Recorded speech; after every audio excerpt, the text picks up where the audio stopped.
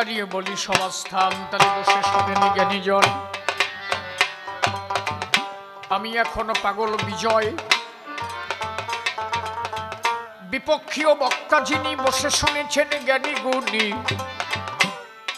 নিশি বাবু হয়ে প্রশ্নপত্র করেছে সভায়। তাহলে নিশি বাবুর প্রশ্নদান দাঁড়িয়ে বলি সমাস্থান কি কি করেছে কহ দেখি এখন। শ্রীহরিচাঁদ কেন এলো এবার তুমি খুলে বলো, সভাতল জানবে বলে বিশেষা কিঞ্চন।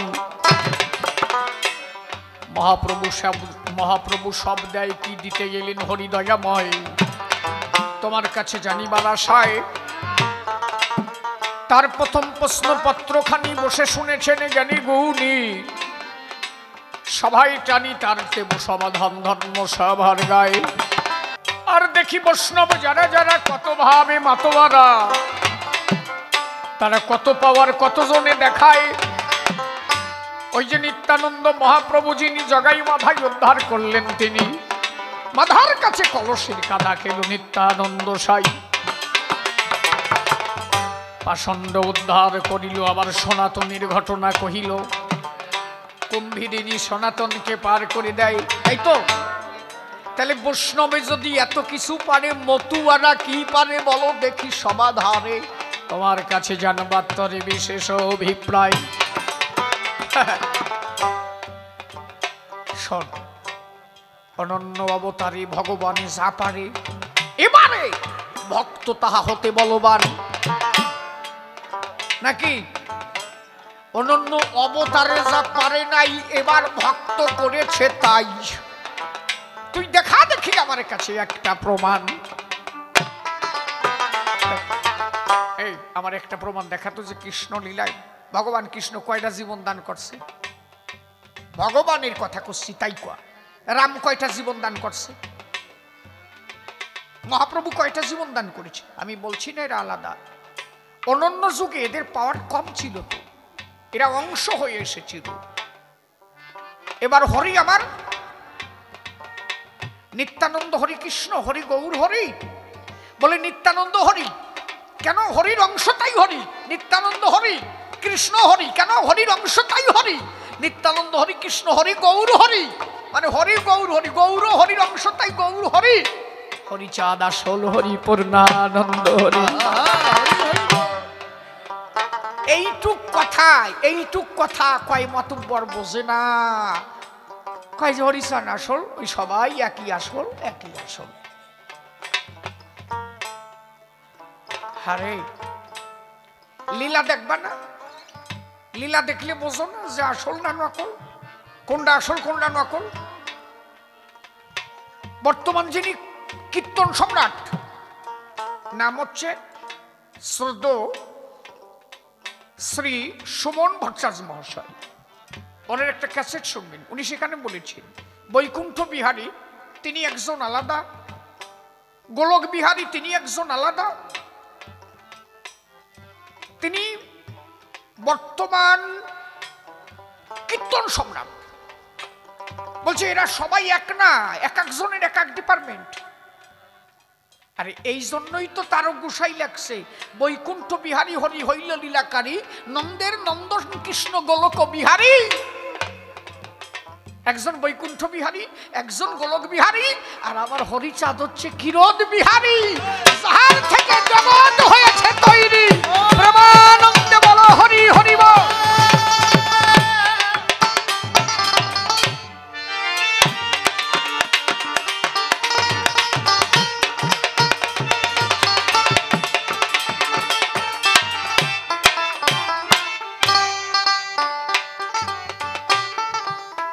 সেই মহাবিষ্ণু আদি হরি নারায়ণ, যাহার থেকে সৃষ্টি হয়েছে তিনজন, ব্রহ্মা বিষ্ণু মহেশ্বর, এরা আলাদা।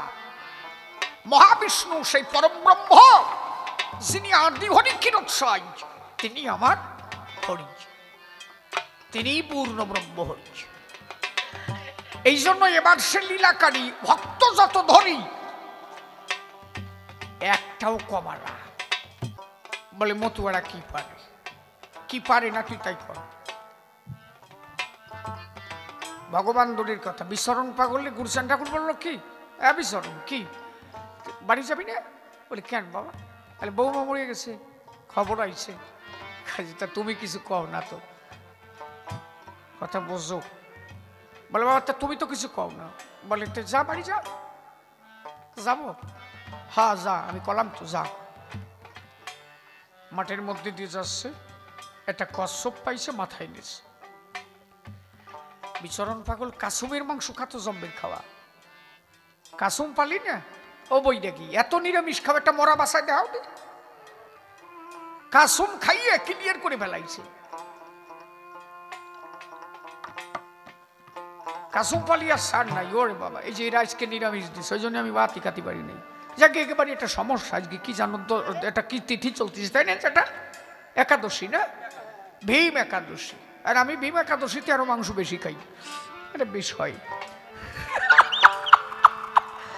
আমার ভীম একাদশীও নাই, আমাবস্যাও নাই, পূর্ণিমাও নাই। শনিবারে মাংস বেশি খাই আমি। শনিবার যত মানবা শনিতি তত ধরবে, আর রবিবারে যত মাংস খাবা তত ভালো থাকবা। শনি দাবিয়ে থাকবে মোটে। আমি আর হরিগুরু চান্দের ভক্ত, অত সাতা মানতে যাবো কেন? হরিনাম করবো, যা পাবো তাই খাবো। হরি বলে নাকি কথা কও না কেন? গিটি নাড়া দাও না কেন? সাতা তোরা ওইসব মানে নাকি? কথা কোচ, কথা কোচ। কবি না ভাত খাতে পারি না, এটা আমার কথা ভাই কেন? সাতা বোঝে না, বলো দেখদল। তোকে কথা আমি কলাম, আমি কইছি নাকি? খালি খোঁচাচ্ছিস, কও বাবা, কও বাবা, কও। তাই তো কলাম।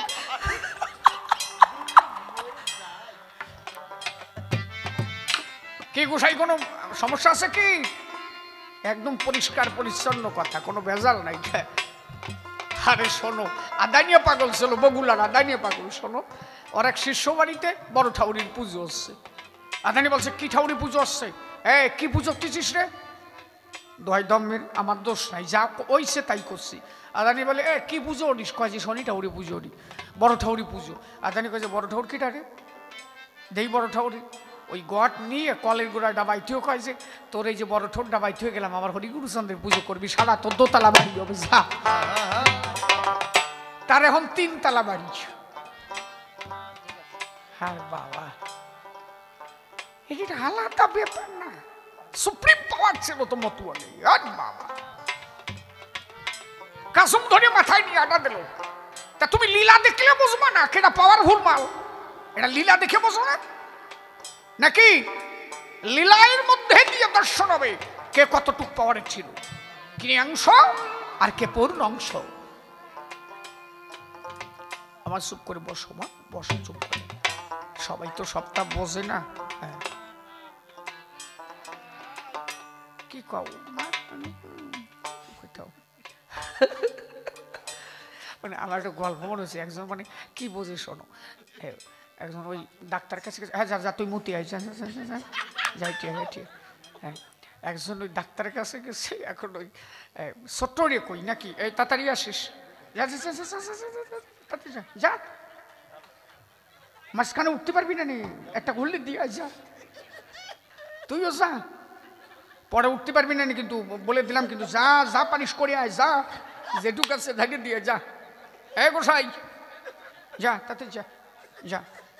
হ্যাঁ না সবাই তোমরা যাই না, তোমাকে কইছি নাকি? এই কয়জনকে কইছি, এরা বাজাবে না, বুঝো না? তোমরা যাই এনে পরে, ওরা ঘুরে আসুক, তারপরে যাই না। তা ও ডাক্তারের কাছে গেছে।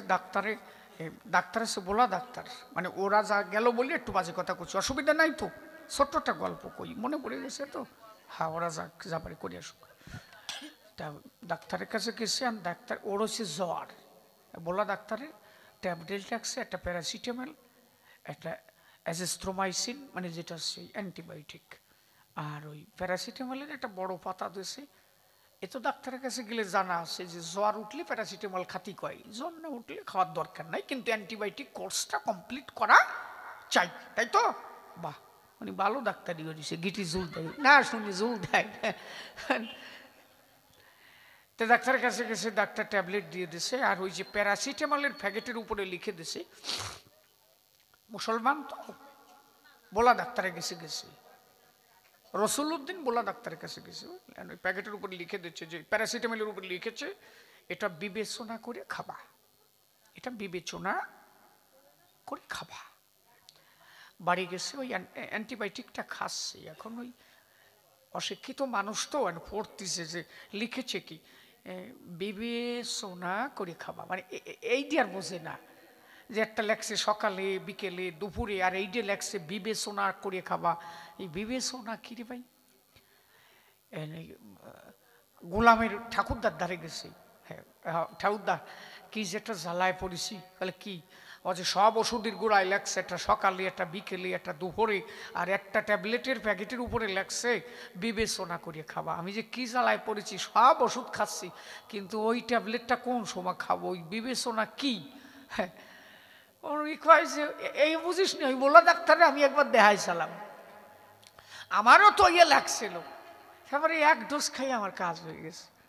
ওই যে কি বুঝিস না, আমরা আমরা যারা আর হিন্দুরা কথার মধ্যে কত পার্থক্য আছে না, আমরা পানি কই ওরা জল কয়, আমরা গোস্ত কই ওরা মাংস কই, পার্থক্য আছে। আমরা বেবি কই ওরা বউ কয়, ব্যাপারটা বোঝ। ওই ডাক্তারে লেখছে যে বেবি সোনা, মানে বেবি মানে হচ্ছে বউ, মানে এই ট্যাবলেটটা বউ, আর ওই সোনা মানে হচ্ছে প্রস্রাব, আর বিবি মানে বউ, মানে তাই কইছে এই ট্যাবলেটটা তোর বউর মুখ ধরিয়ে খাইয়া ফেলকে যা, এই তাই কইছে। কি বুঝিস ও বাড়ি আইছে, বাড়ি এসে বউটারে করছে এত মানুষের কাছে যাচ্ছি, তা তোর কাছে ওষুধ আছে তুই কবি না? এই ওই যে ওর ঠাউরদা কলস যে এই দিয়ে খাইছে কমপ্লিট হয়ে গেছে, দে তাড়াতাড়ি বাটিতে এক বাটি দে, কমপ্লিট করে ফেলাইছে। ডাক্তারি বা লেখছে কি, আর ওরা বা কয় কি?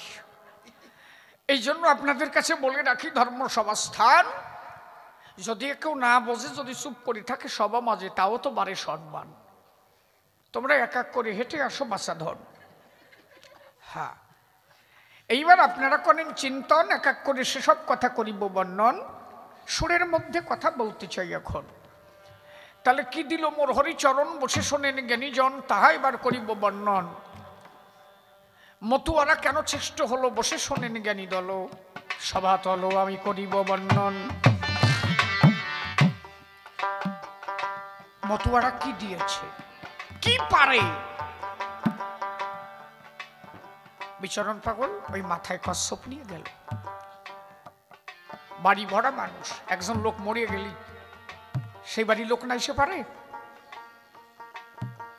শতকে লোক ওই বাড়ির ভিতরে। পাগল কি করেছে,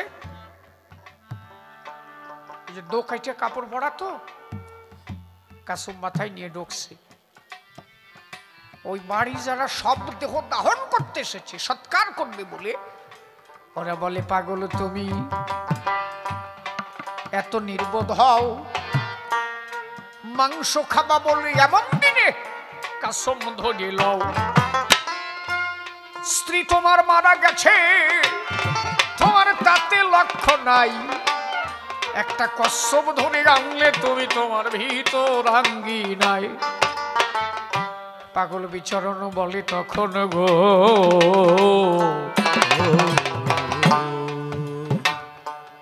বলি তোদের ধারে স্ত্রী বাজবে, মাংস হবে হবে এ সংসারে, বলে বউও বাঁচবে মাংসও হবে, দুটেই হবে। দাঁড়া, কচ্ছপটার মাথার থেকে নামাইয়ে ওইখানে রৌদ্রের মধ্যে শীত করে রাখছে। দেখ শোন কি, মহানন্দের মা মরে গেছে তাই, মানে বিচরণ পাগলের ছেলের নাম হচ্ছে মহানন্দ পাগল।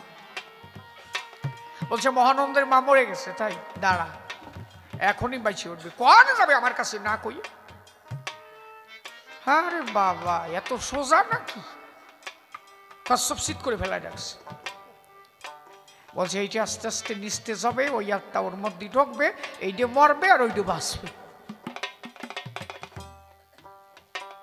এই ওয়াই মানুষ বিশ্বাস করে এটা হয়েছিল। ধীরে ধীরে কচ্ছপ দেখো নিস্তেজ হয়ে গেল। ওই কচ্ছপের আত্মা ধরে দেখো নিজের স্ত্রীর মধ্যে দিল।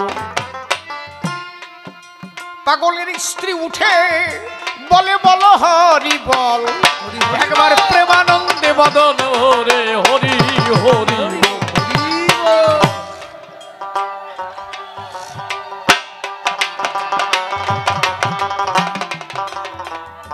পাগল বিচরণের আপনাদের এখানেই আছে তো, ওই তুষারের বাড়ির পাশে বিচরণ পাগলের নাতিসল মহানন্দ পাগলের ছেলে আছে না, একদম পাল্লা বাজারের পাশে, আর ওই এমএলএর বাড়ির পাশে। এই জন্য মতুয়ারা যে পারে না এমন কোনো কাজ নাকি। আস্তে, হ্যাঁ ঠিক আছে বাবা, পরে কই নে, এখন শোনো। তুই তো পাষণ্ডের কথা বলছিস মাত্র দুটো না, জগাইয়ার মাদার কথা কইছে না, তোরে যদি বলি তুই তো গা শিউরে উঠবি। তো দক্ষিণ দেশে গোপাল সাধু তখন একা মতুয়া। গোপাল সাধুর গুরুদেবের নাম কি? দেবীচাঁদ। গোপাল সাধু হরি নামে মাতোয়ারা হয়ে গেল। দক্ষিণ দেশের মাতুব্বর যারা, তখন তো সমাজের একটা বিরাট চাপ ছিল, এমনকি হরিলীলায় দশরথকে জুতোর বাড়ি খেতে হয়েছিল নাইবের কাছে, শেষ পর্যন্ত তার সাজা হয়েছিল। তো বৃহৎ, এত রাত্রে কবি গাওয়া নয় নাকি, এই 3টে থেকে শুরুতে সারা রাত গালি, তার কি সুখ শোনা যায় না। এই কয়টা কবানি কয়টা সম্মানী। তা সাধু মশাইরে নাইবের কাছে বিচার গেল, গোপাল সাধু হরি নামে সব মাতোয়ারা করছে, নারী পুরুষ মানে না, কি হচ্ছে এগুলো? কুচক্রি যারা, তারা বলল যেভাবে হোক করে একটা সাজা দিতে হবে। নাইবের কাছে এরা গিয়ে 10 টাকা ঘুষ দিল। কেন? গোপাল সাধুকে আঘাত করার জন্য, শুধু হরি নাম করে বলে। একটা কথা ভাবো না, তখন হরি নামে বাধা দিত, তার মধ্যেও মতুয়ারা হরিনাম গাইছে, আর এখন বাধা নাই তবুও মতুয়ারা হরিনাম গায় না। তখন হরিনাম করলে বাধা দেওয়া হতো। গোপাল সাধুকে ডেকে নায়েব বলল, এটা করো কেন তুমি? চরমন্যায় তোমার। তুমি নায়েব লোক পাঠালো, তুমি তোমার গুরুদেবকে নিয়ে কাছারিতে আসবে। গুরুদেবকে? দেবীচাঁদ। গোপাল সাধু গুরুদেবকে বললেন, এই যে গুরুর প্রতি ভালোবাসা এত সোজা। দেবীচাঁদকে বললেন কি, বাবা তুমি যাবে না? বললো না, আমি যাব, তোর সাথে আমি যাই কাছারিতে, তুই ছেলে আমি বাপ, দুজন যাবো। বলেন না, তাহলে ওখানে দুটো একটা মার্ডার হয়ে যাবে। বলে তা মার্ডার হবে কেন? বলে যদি কোনোভাবে কোনো কেউ তোমার উপরে কোনোভাবে একটা বিরুদ্ধ আচরণ করে, গোপাল মরে যেতে রাজি আছে, তবে গুরু নিন্দা শ্রবণ করতে রাজি নাই।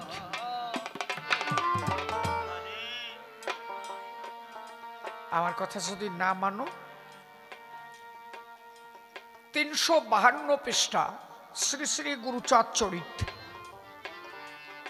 এই জন্য আগে স্টাডি করতে হবে, অধ্যয়ন করতে হবে। গ্রন্থ না পড়লে তো তুমি বুঝবা না।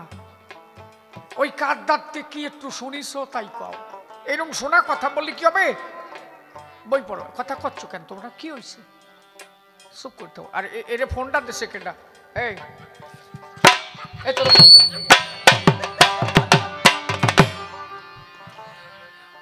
ফোন দেশে কেটা তোরে? একটু ভয় দিলাম, বুঝিস না? থো বন্ধ, থো বুঝে না কি শোনা ছাতা কত বড়। এই তোরে দাবত দেশে, তোর তো মান সম্মান নাই রে। মানুষের একটা সম্মান থাকবে না? বুঝে না। চুপ করে থাকো মা, চুপ করে থাকো, কথা শোনো, বোঝো না? অমূল্য কথা। এই বয়সে জায়গা পাইছো, তোমারে তাড়াতাড়ি আনিছি বলে জায়গা পাইছো। মা বাবা যদি না আনতো, কোয়ান্তে ভাইসে বেড়াতে টেয়ার পাতা। হ্যাঁ, হরিবল হরিবল। এই যে অপুর মাইয়ে নাকি? হ্যাঁ, হ্যাঁ যাওয়া যোগ্য, ঠিক আছে, পরে নিবানি। আমার মা আইসে গানে। হা হা হা। এইবার হলো কি, গোপাল সাধু দেবীচান কর্তাকে রেখে, দেবীচান কর্তা বললো তাহলে আমার নিবি না? বলে না, তুমি বাড়ি থাকো, আমি যাই। যাওয়া মাত্র গোপাল সাধু, তুই তো দুটো পাষণ্ড দেখছিস, কথা শোন, কিন্তু বুঝতে পারবি না ব্যাপারটা কি। গোপাল সাধুকে নায়েব অ্যাটাক করে, তুই একা এলি, কেন মানলি না তোর গুরুদেবের? গোপাল সাধু বলে দোষী হলে আমি একার দোষী হব, আমার গুরুদেব আমার দোষের ভাগি নেবে কেন? তাই আমি জানিব। বলে আমার গুরুদেব তো দোষের ভাগি নেবে না, আমার গুরুদেবের নিন্দা কও কেন? সাজা যদি হয় আমারে কও, কি দিতে হবে? বলো জরিমানা 300 টাকা। বলো 300 টাকা জরিমানা, এটাই মুকুব? আচ্ছা ঠিক আছে, তাই হবে। এদিক দিয়ে ঘটনা ঘটলো কি, ওই যে কুচক্রী যারা, ওরা ভাবলো যে হয়তো নায়েব কিছু টাকা ওর কাছে জরিমানা দিয়ে ছেড়ে দেবে, নয় দুটো শর্ট দেবে, নয় দুটো জুতোর বাড়ি, এর বেশি তো করবে না। এতে গোপালকে আটকানো যাবে না, গোপালকে যেভাবে হোক মেরে দিতে হবে, গোপালকে মেরে দিতে হবে। একটা খাল, একটা উত্তর পার, একটা দক্ষিণ পার। পাষণ্ডরা ওই দুটো দল করে খালের দক্ষিণ পারে কয়জন আর উত্তর পারে কয়জন দাঁড়াই আছে, যে নায়েবের বিচার যা হয় হোক, কিন্তু আমাদের বিচার শেষ বিচার। দেবীচান কর্তা সাধু তো, আমার গোপালের উপরে কোনো অত্যাচার হবে মা? সাধু হলে তো আগের থেকে বোঝে যে কি হবে। ডাঙ্কা বাজাও, কাশি বাজাও।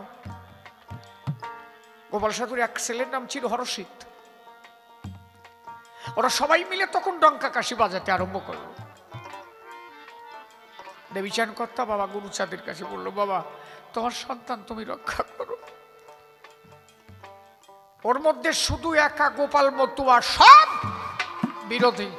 তুই তো দুইজন জায়গায় মাথায় দেখছিস।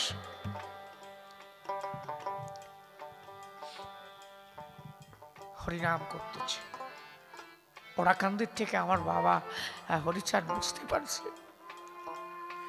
আমার বাবা ওখান থেকে করছে কি, ওই যে পাষণ্ড যারা দক্ষিণ পারে দাঁড়ায় রয়েছে, ওই দক্ষিণ পারের দলের মধ্যে ওকে একজনের রূপ ধরে উত্তর পারে এই দলের কাছে এসে বলছে কি, এই এক পাশে দাঁড়ায় থেকে না, সবাই চলো দক্ষিণ পারে যাই, ওই পাশ দিয়ে গোপাল সাধু যাবে। আর এক জায়গা না হলে মারতে পারবা না, 3-4 জনে কাজ হয়। সব ওই পারে নিয়ে গেছে, ক্যালকালায় গোপাল সাধু ওই পাশ দিয়ে বাড়ি চলে গেছে। এরা ওপারে যেই গেছে, দক্ষিণ পারের কয়জন করছে, তোকে কোন শালা আসতে কইছে? ও কয় যে তুই গেছিলি, ও কয় যে আমি কোন সময় গেলাম। মিথ্যে কথা কোষ কেন? এই বাড়ি আরম্ভ হয়েছে, ওর মধ্যে কয়টা পড়েছে বারো। শ্রীহরি কারোর সহায় থাকলে তার কেউ মারতে পারে? হ্যাঁ, কতটুক জানো? আস্তে। এবার হলো কি, গোপাল সাধু বাড়ি গেল, ভাবলো 300 টাকা জরিমানা করেছে তো। গোপাল সাধুর যে জমিদার, এরা তো নায়েব, মূল জমিদার যে, তার নাম ছিল যদুনাথ, দশানি তার বাড়ি। গোপাল সাধু ভাবলো যে আমি হরি নাম করি, এর জন্য যদি আমার জরিমানা দিতে হয়, তার জরিমানা আমি দেব, মূল মালিকের কাছে গিয়ে দেব। আগে জমিদারের কাছে যাব, তার কাছে কব আমার কি দোষ বলো, আমি শুধু করি হরি নাম, এর জন্য যদি জরিমানা হয় এর হবে ভালো পরিণাম। কিন্তু ওই জমিদার বুঝতে পেরেছে গোপাল হয়েছে হরি নামে আত্মহারা। ওই যদুনাথ বাবু আনন্দে হয়েছে কতই আত্মহারা। আমার গোপাল গিয়েছে ধর্মপথে, আমি কি আনন্দ পাই। কারণ গোপাল সাধুর বাবা ছিল শ্রীরাম শরণ ভাই। গোপাল সাধুর বাবার সাথে জমিদারদের একটা ভালো সুসম্পর্ক, কারণ গোপাল সাধুরা বহু জমির মালিক। তখন গোপাল সাধু যাওয়া মাত্র যদুনাথ বলল, বাবা কি হয়েছে? আসতে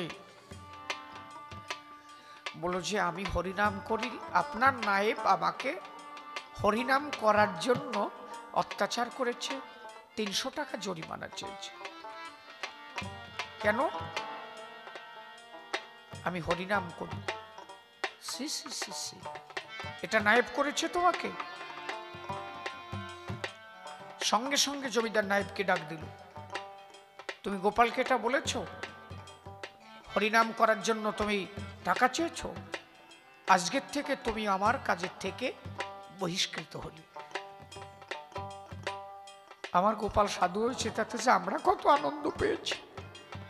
জানো, কোন রাজা সৌভাগ্যবান হয় যদি সেই রাজ্যে কোনো সাধু বসবাস করে।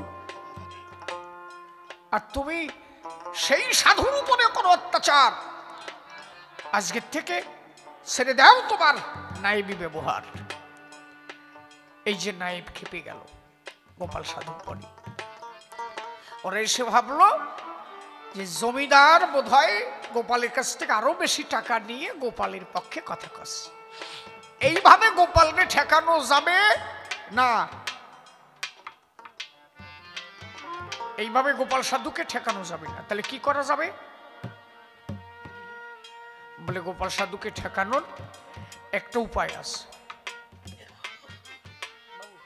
গোপাল সাধুর সঙ্গে শত্রুতা করে কাজ হবে না। সাধু মশাইকে এরা অ্যাটাক করবে বলে এরা বলল যে শত্রুতা ভাবে আর হবে না, তাহলে মিত্র হয়ে করো উহার, ওহার দুর্ব্যবহার, তা না হলে থামবে না গোপাল সাধুর হরিনামের বাজার।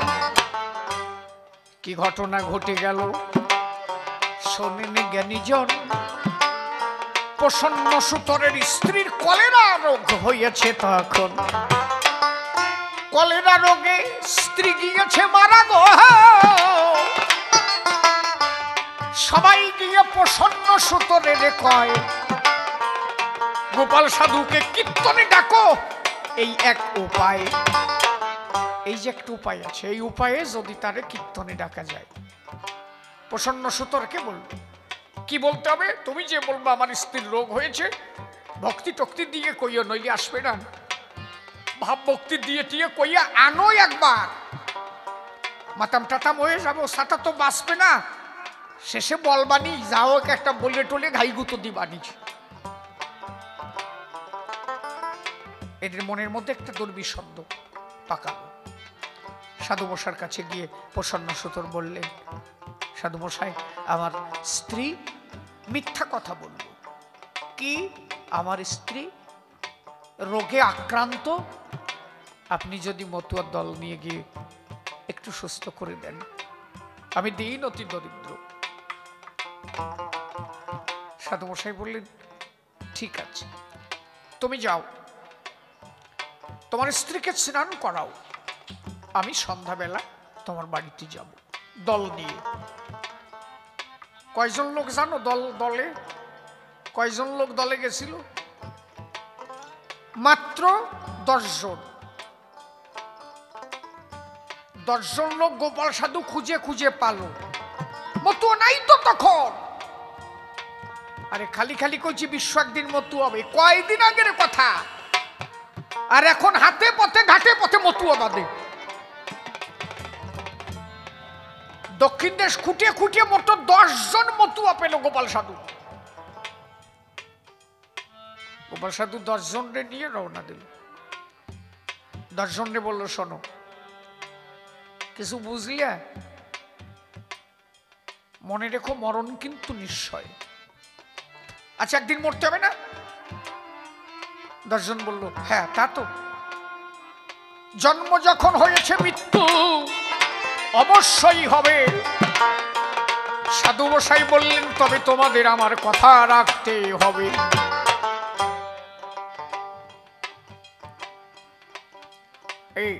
এই যে তিনজন একটু খোসা দাও, এই যে ওনার একটু কও তো যে কি কয়, এটা দাও, এটা দাও। হ্যাঁ ঠিক আছে, আমি কইছি মা। এই আস্তে, এই যে মাঝখানে যেটুক করলাম তুমি একটু কও তো আমি কি কইছি, তোমার আর মনে নেই। এই যে 1 ঘন্টার একটা ঘটনা বলছি, সামান্য একটু ওনার দিক তাকাতে যে তুমি সবটুক শেষ হয়ে গেল। খালি তোমার একার হলো না, পিছনে ওই সেমিনি দুটেও নষ্ট হয়ে গেল।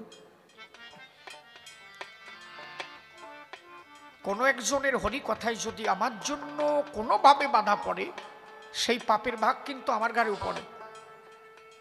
এই জন্য হরিবাসরে বসাটাও বড় কঠিন, ধৈর্য ধরে। উনি আসলো না আসলো তাতে তোমার কি? আর ওনার যদি ভালো লাগে উনি এসে বসবে, সে বোন হোক আর ভাই হোক আর দিদি হোক, যাওক। আসা একা, যাওয়া একা। ধর্মপথে কেউ কারো সাথী না, একাই যেতে হবে, কেউ তোমার সাথে যাবে না। এই যে সাধু মশাই ওইখান থেকে দল নিয়ে রওনা দিল, বাড়ি গিয়ে বুঝতে পারল। সাধু মশাই বললেন আমার একটা বসার আসন দেয়া হোক। প্রসন্ন সুতোর একটা বসার আসন দিলেন। কীর্তন চলছে, হরি বল, হরি বল, হরি বল, হরি বল, হরি বল, জয় হরি বল, হরি হরি বল, জয় হরি বল, জয় হরি বল, জয় হরি বল, জয় হরি বল, জয় হরি বল, জয় হরি বল, জয় হরি বল, জয় হরি বল, হরি হরি বল, হরি হরি বল, হরি হরি বল, হরি হরি বল, হরি হরি বল, হরি বল, হরি বল, হরি বল, হরি বল, হরি বল।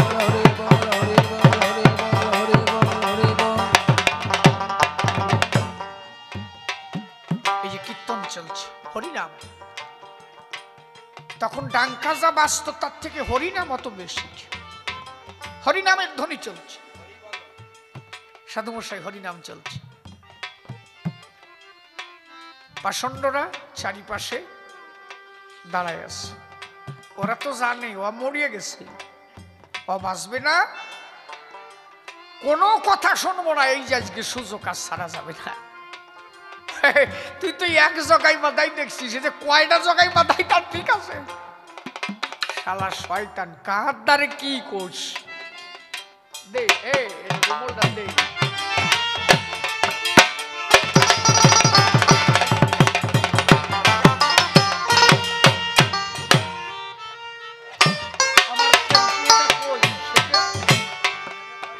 আনিস না কেন, আমি আনবো।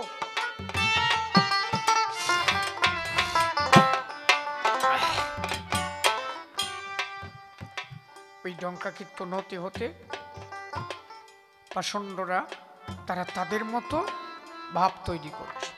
হঠাৎ করে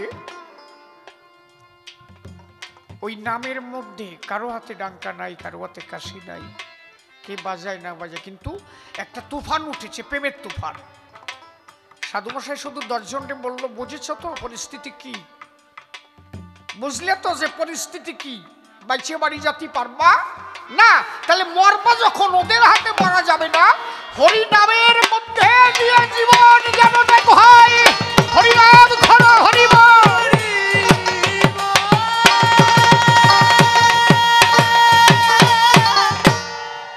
হরিনামের মধ্যে দিয়ে জীবন যাক। তাহলে তখন কি নাম হতে পারে? জীবন মরণের মধ্যে দিয়ে হরিনাম চলছে, মানে হরিনামের মধ্যে দিয়ে জীবন দেব। হঠাৎ করে প্রসন্ন সুতরের একটা ভাব এসে গেল, শ্রীহরির আবির্ভাব ঘটল প্রসন্ন সুতরের মধ্যে দিয়ে। একদম বিশুদ্ধভাবে আমি ঘটনাটা বলছি, এ পর্যন্ত যা শুনেছেন এর ওর কাছে ও খালি হাত কসলাইনে কথা, রি পাবেন না আপনি। ওই যদি এইভাবে কেউ বলে থাকে সেইটি সঠিক। কি করলো জানো? প্রসন্ন সুতর গিয়ে ওর স্ত্রী চুলের মুঠি ধরল। পাপিনী, এত হরিভক্ত বাড়ি এসেছে, এত হরিভক্ত বাড়িতে চরণ ধুলি দিয়েছে, আমার ভক্ত সেবা দিতে হবে, ওর ভক্তের চরণ ধুলিলে হরিবল।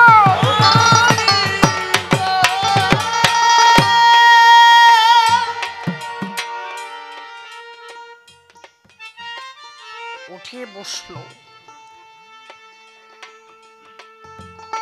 শ্রীহরি প্রসন্নর মধ্যে দিয়ে প্রসন্ন, শ্রীহরি তখন এখন আর প্রসন্ন নাই তো, ওর মধ্যে দিয়ে হরি বলছে গোপাল সাধুরে, গোপাল শয়তানের মধ্যে যাইয়ে না,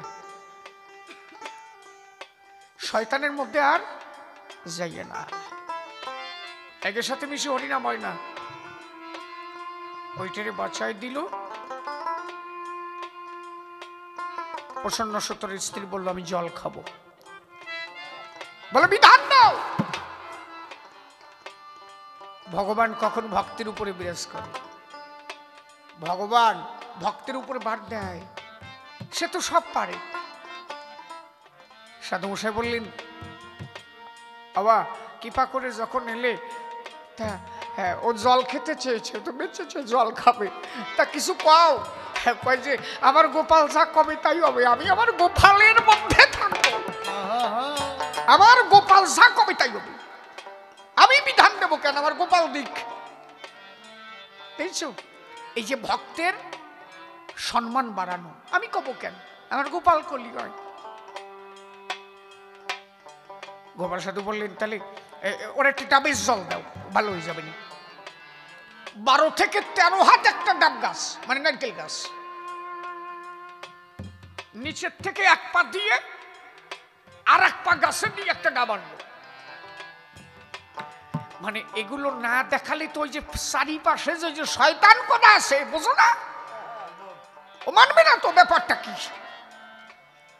একখানা পা নিচে আর একখানা পা 12 হাত উপরে নারকেল গাছে ডাব পারিছে, হাতে দাও নাই বটিও নাই, হাত দিয়ে দা কাট মানে ডাব কাটলো,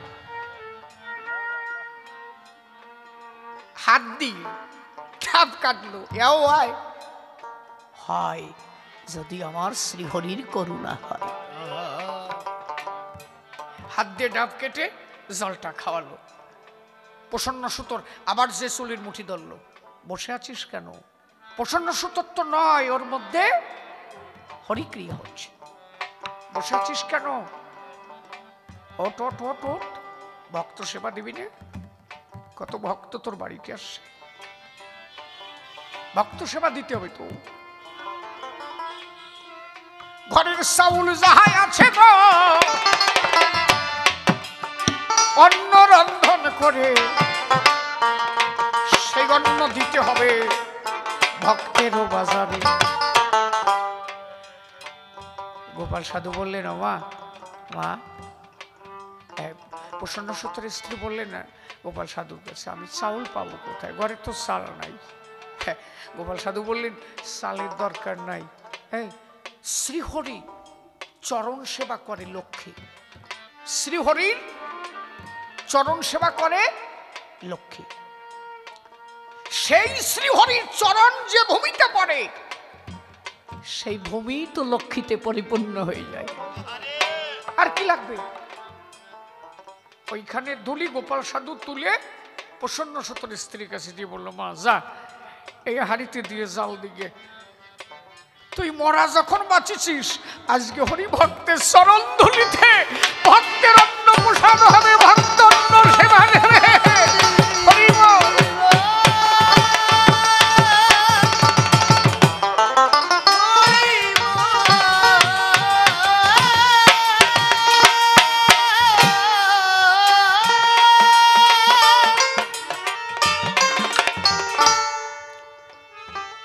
ওই যে চাউল দিয়ে জাল দিয়েছে, শ্রীহরির করুণাতে ভক্তের চরণ ধোলাতে ওই হাড়িতে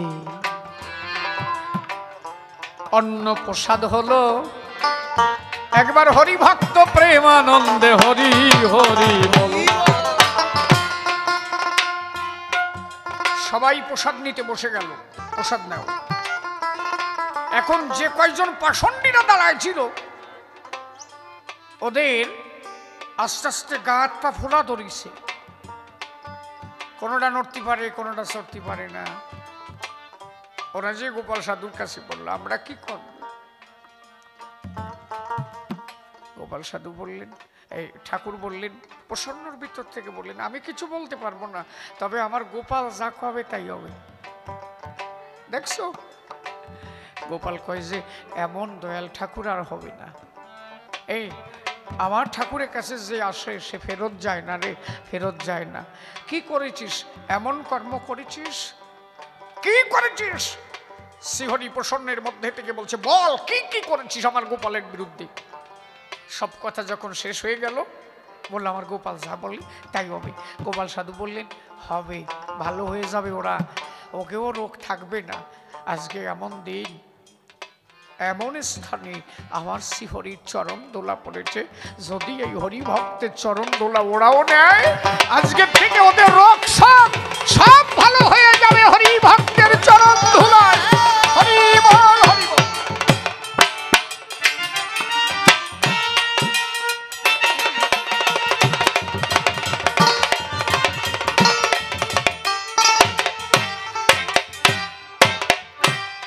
এটা হতে পারে একমাত্র হরিভক্তের কি পায়।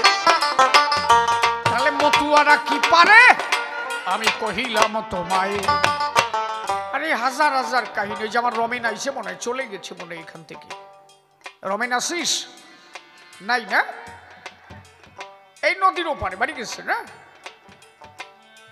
রমেনের বাবা। আমি শিশির হয়ে গেছি, শুনে যাও। রমেনের বাবা যার সাথে 14 বছর কাটাইছে, তার নাম ছিল অনন্ত পাগল। কি পারে না মতুয়ারা, তুই এটা দেখা তো। ইয়া এই বুড়া কপালি, কতটুক জানিস তুই? 70 ইয়ার্স, তখন 70 বছর বয়স অনন্ত পাগলের মা, ছেলেমেয়ে হয় না। তারও গোসাই ওই বাড়িতে কবি গান গাইতে গেল, ওখানে কবি গান গাইতে গেল, অনন্ত পাগলের মাকে মা বলি ডাকতো। 70 বছর বয়স তখন। মারে তাই বাড়িতে যে খেত, তখন অনন্ত পাগলের জন্ম হয় নাই, 70 ইয়ার্স, 70 বছর বয়স। ওই ভাত মা খাইয়ে তারকরে খাওয়াচ্ছে। হ্যাঁ, তারকরে তো খুব ভালোবাসতো। ওই সে তারক, খা, আমার 70 বছর বয়স হয়ে গেল, আবার কবে আসবি গানে, আর হয়তো তোর সাথে দেখা নাও হতে পারে আমার, খা। তার গোসাই ওই ভাত খাচ্ছে, চোখের জল ছেড়ে দিয়ে বলছি, আমার ছেড়ে যাবি তুই? তাই না, এত তাড়াতাড়ি তোর যেতে দেওয়া যাবে না। কেন? বলছি সামনের বছর আমার এক দাদু ভাই হবে তোর ঘরে, ওই বুড়ির হাতের গামলা নিচে পড়ে গেছে। হ্যাঁ, কোষ কি? হ্যাঁ তারও, আমার এখন 70 বছর বয়স, আমার ছেলে হবে। হয় হবে, তুই তাড়াতাড়ি মরবি না রে, তা ভাবিস না। ওই সল হবে, ওই সল বিয়ে হবে, তারপরে তোর মরণ হবে। এত সোজা নাকি? 70 বছর বুড়ির যদি আশীর্বাদ করে সল হবে, সেই বুড়ির কিরম ঠাই তাই কম।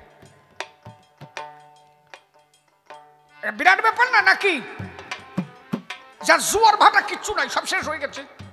70 মানে কি? ওই যে বুড়ি যেমন হয়েছে প্রায় ওই কায়দার।